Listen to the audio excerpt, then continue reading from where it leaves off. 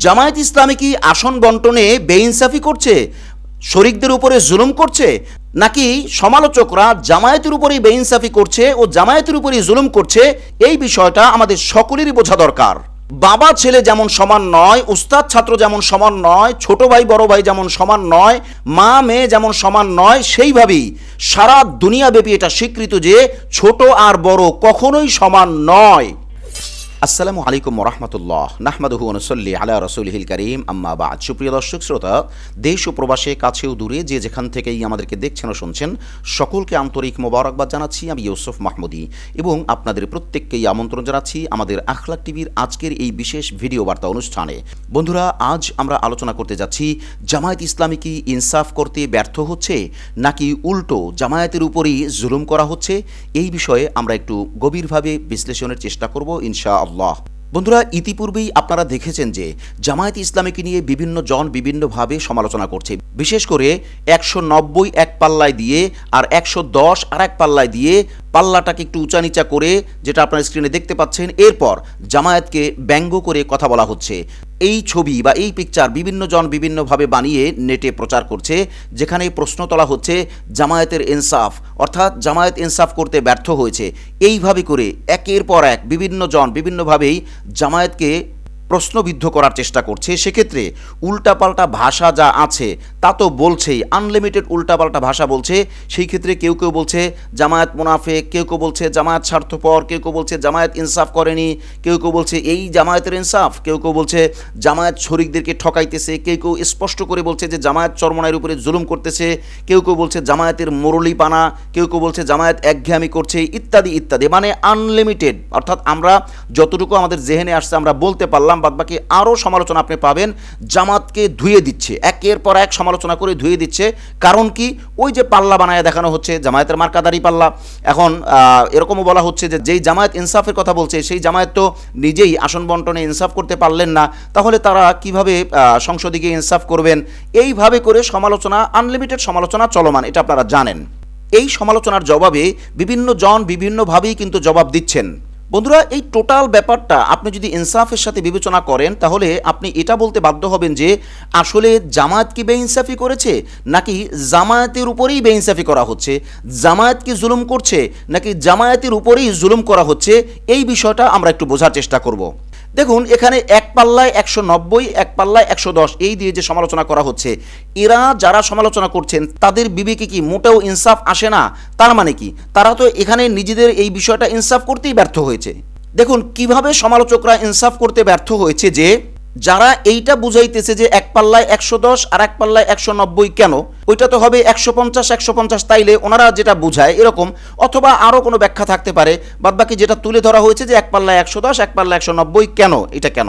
আচ্ছা, এই যে সমালোচনা যারা করলো, সমালোচকরা কি বড় ছোট, বাবা সন্তান, ছোট ভাই বড় ভাই, উস্তাদ ছাত্র এবং সারা দুনিয়াব্যাপী যেটা বড় ছোটর স্নেহ মর্যাদার ব্যাপারে যে পার্থক্য, এই ব্যাপারটা কি তারা কখনোই বুঝবে না? আমরা যদি আরও খোলাখুলি বলি তাহলে বলবো এভাবে, কোনো একটা অনুষ্ঠানে বাবাও গিয়েছে ছেলেও গিয়েছে, তো বাবা ছেলে দুইজনকে কি সমান মর্যাদা দেওয়া হয়? ক্ষেত্রবিশেষ অবশ্যই বাবাকে বেশি মর্যাদা দেওয়া হয়। উস্তাদ ছাত্র এক জায়গায় গিয়েছে বা কোথাও বসেছে, বা উস্তাদ ছাত্রের কোনো একটা প্রসঙ্গ আসছে, উস্তাদ ছাত্র এই দুইজনকে কি সমান মর্যাদা দেওয়া হয়? কখনোই না, অবশ্যই উস্তাদ বেশি মর্যাদা পাবেন। ঠিক এভাবেই ছোট ভাই বড় ভাই, দুই ভাইকে কি সমান মর্যাদা দেওয়া হয়? আমরা যদি একটু মজা করে বলি যে ছোট ভাই বড় ভাই, তো বিয়ে কি ছোট ভাই আগে করে নাকি বড় ভাই আগে করে? মানে বাবা কাকে বিয়ে করায় আগে? অবশ্যই হ্যাঁ, ছোট ভাই যদি অ্যাক্সিডেন্টলি আগে করে সেটার ব্যাপার ভিন্ন, আমরা ওই আলোচনায় না যাই। বাদ বাকি বড় ভাইকে তো আগে বিয়ে করায়, তাই না? মানে সিরিয়ালে আগে, মর্যাদায় আগে, বড় তো বড়ই। এখন এই যে বড়র মর্যাদা, এটা যে মানতে চায় না, এনাদের বিবেককে আপনি কি দিয়ে এটা মানাইবেন বলেন তো? অর্থাৎ এই কথাটাকে আমরা এভাবে সামারাইজ করতে চাই, সারা দুনিয়াতে বড় আর ছোটর পার্থক্য তো আছে রে ভাই, আপনি এটা কেন মানছেন না? আপনি কোন বিবেকের থ্রুতে বা কোন কারণে কিভাবে আপনি 110 আর 190 করে জামায়াতকে আপনি প্রশ্নবিদ্ধ করছেন, জামায়াতের উপরে আনলিমিটেড আপনি জুলুম করছেন এবং কমেন্ট পোস্ট লাইক এটা সেটা করে মানে নাস্তানাবুদ অবস্থা, বিতিকিচ্ছা একটা পরিস্থিতি। কেন রে ভাই, কেন আপনারা ইনসাফটা করবেন না? প্রিয় দর্শক, আপনি বিশ্বাস করেন, আপনি যদি এনাদেরকে জিজ্ঞাসা করেন যে ভাই বাপ আর ছেলে কি সমান, ছোট বড় কি সমান, ছোট ভাই বড় ভাই কি সমান, উস্তাদ ছাত্র কি সমান, মা মেয়ে কি সমান, অর্থাৎ ছোট বড় মর্যাদা কি থাকবে না, এটা তারা স্বীকার করতে বাধ্য হবে যে না, এটা থাকবে। এরপরে যদি আপনি জিজ্ঞাসা করেন তাহলে জামায়াত যে বড়, এটাকে আপনি মানবেন না, তখন কিন্তু সে মানতে চাইবে না, ইনাইয়া বিনাইয়া বিভিন্ন রকমের উত্তর দেবার চেষ্টা করবে। কিন্তু আমরা এখান থেকে এটা প্রমাণ পাই যে জামায়াত তো অবভিয়াসলি বড়, এক্স্যাক্টলি বড়, অফকোর্স জামায়াত বড়, এতে কোনো সন্দেহ নাই। তাহলে আপনি জামায়াতকে মুরব্বী মানছেন কেন, আপনি জামায়াতকে বড় মানছেন কেন? আপনি মানতে বাধ্য, কারণ বাংলাদেশে সবচাইতে বড় দল জামায়াত ইসলামী। এখন অনেকে বলবেন যে বিএনপি থাকতে আপনি কেন জামায়াতকে সবচেয়ে বড় দল বললেন? না, বিএনপির আদর্শ আর জামায়াতের আদর্শ আসমান আর জমিনের ডিফারেন্স। আখলাক টিভি সবসময় দাবি করে বলে এবং বলবে যে বর্তমান জামানায় জামায়াত ইসলামের চাইতে আদর্শিক বড় কোনো দল বাংলাদেশে নাই। অতএব জামায়াত ইসলামী বড়, এটা আপনাকে মানতে হবে, এটাই বাস্তবতা। বন্ধুরা, এতক্ষণের আলোচনায় এটা ভেরি ক্লিয়ার যে জামায়াত ইসলামী অবশ্যই বড় এবং জামায়াত ইসলামীকে বড় হিসেবেই মানতে হবে। এটা না মানা জামায়াতের উপরে অবশ্যই জুলুম করা। যেমন সন্তান যদি বাবাকে বড় না মানে, সেটা যেমন বাবার উপরে জুলুম করা হবে। যেমন ছোট ভাই বড় ভাইকে না মানলে, মানে বড় না মানলে তার উপরে জুলুম করা হবে। যেমন ছাত্র উস্তাদকে বড় না মানলে উস্তাদের উপরে জুলুম করা হবে। সেম টু সেম, একদম এভাবেই যে জামায়াতকে বড় না মানলে এটা অবশ্যই জামায়াতের উপরে বেইনসাফি হবে, জামায়াতের উপরে জুলুম করা হবে, এতে কোনো সন্দেহ নাই। বন্ধুরা, এতক্ষণের আলোচনায় আপনারা হয়তো অনেকেই মনে করবেন যে ভাই এটাকে আপনি বানায় বললেন। না, কোনো কথা আমরা বানায় বলিনি, সবটাই নেটে আছে, আপনারা মিলায়ে দেখবেন।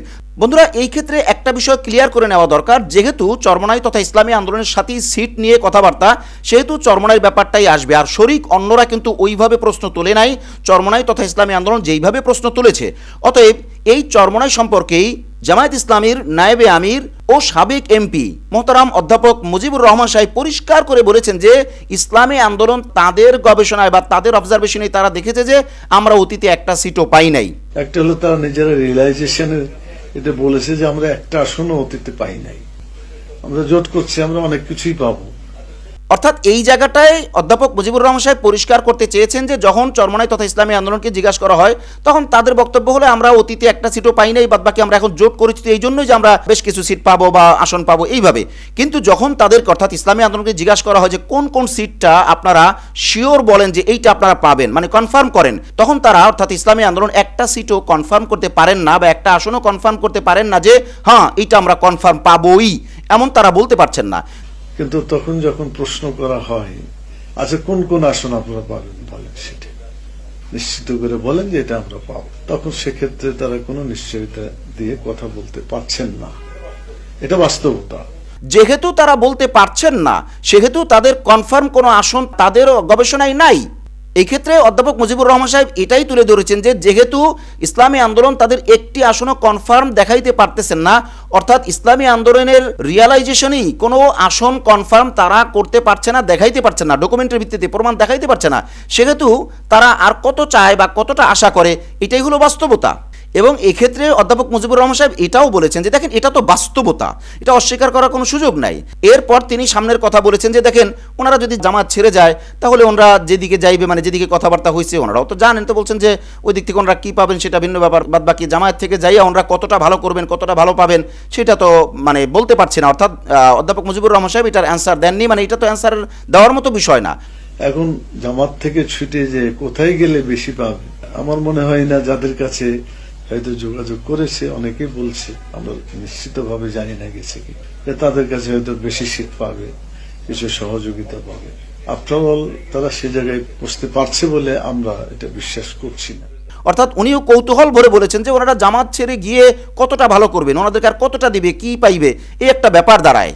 এরপরে অধ্যাপক মুজিবুর রহমান সাহেব এটা কিন্তু পরিষ্কার করেছেন যে তারা যে অন্য জায়গায় গিয়ে বেশি কিছু পাবে বা অন্য কোনো সুবিধা পাবে সেই জায়গায় ইসলামী আন্দোলন তারা পৌঁছছে কিনা এটা আমরা বলতে পারছি না বা আমরা বুঝতে পারছি না। তার মানে অধ্যাপক মুজিবুর রহমান সাহেবের কাছে এই ডকুমেন্ট নাই। এটা তো নট অনলি অধ্যাপক মুজিবুর রহমান সাহেব, এটা তো আমরা যারা মাঠ পর্যায়ে আমরাও তো বুঝি যে ইসলামী আন্দোলনের ওই রকম পর্যায়ে যায় নাই যে এখান থেকে 40 বা 45 বা 50 যে কয়টাই হোক আসন পাবে বা দেওয়া হচ্ছে, এইটার চাইতে বেশি বিএনপি তাদেরকে দিবে, এমন কোনো সিচুয়েশন এখনো অন্তত হয় নাই। এটা হলো বাস্তবতা। বন্ধুরা, এই ডকুমেন্টটুকু আমরা কেন সামনে আনলাম?